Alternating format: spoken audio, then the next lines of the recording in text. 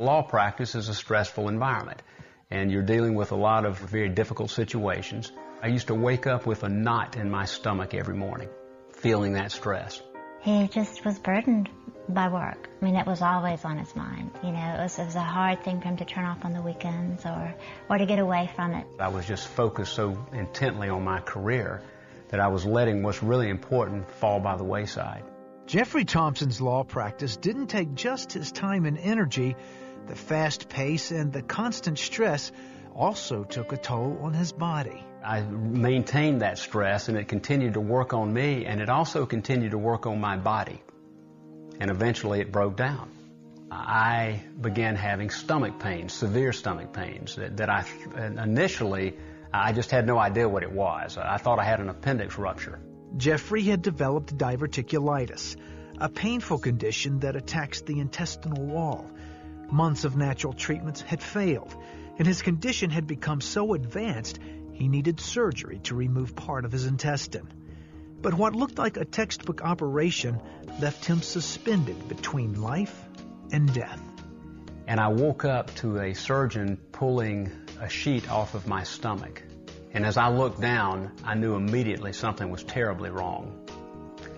And then I looked into the surgeon's eyes, and I could see concern on his face. He had been hemorrhaging for almost 24 hours.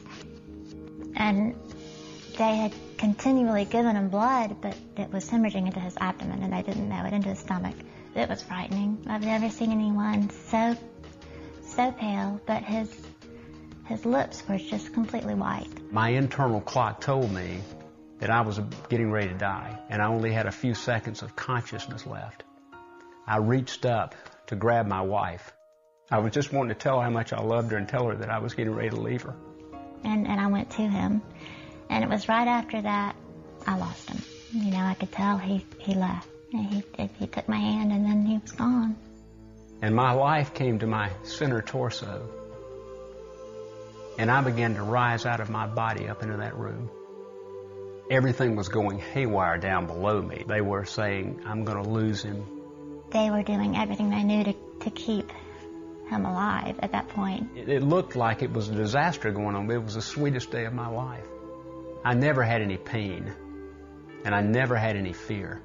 As Jeffery's spirit hovered above his body, a light appeared. It was the most beautiful thing I'd ever seen. It started in the center of the room toward the ceiling and began to filter out into that room, and I was immediately drawn to it. And as it began to hit objects in that room, color came flooding out like I've never seen before. My senses became enhanced. I could see everything in that room with perfect clarity. There was an entire dimension that we just simply don't see on earth. I've never been more alive than I was at that moment. It was incredible. I suddenly had an overwhelming sense of God's presence, of His love, of His peace, of His joy. The thing that was just so incredible to me is how the maker of this universe, who can make the sun, the moon, and the stars in this earth and us, can come down and hold me and comfort me and love me as if I'm the only person in the universe. And I remember thinking about the prodigal son. That's what came to mind for me, that long-lost son that had gone out and strayed, and he had come back home.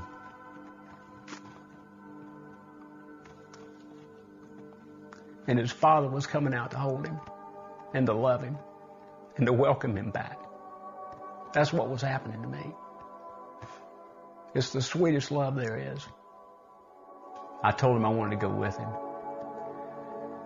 And then I had a fleeting thought. But what about Madeline, my wife, and what about Will? My sweet wife is just falling apart down below me, and I'd never seen her that way. And I'm up here in complete comfort, in complete peace, in complete joy. And then God told me internally I was going to go back. And I remember jolting in my bed, and I opened my eyes. And when I opened my eyes, I'm looking at the surgeon, and he's saying, I'm losing him. We've got to get him back in surgery. Jeffery was rushed back into surgery where doctors stopped the bleeding.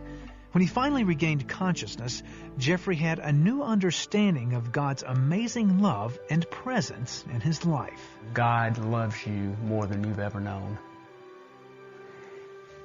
He knows your circumstances. He knows what you're going through. I used to wake up with a knot in my stomach. I wake up with joy in my heart. I know He's with me. You can't go through something like that and not be a changed man.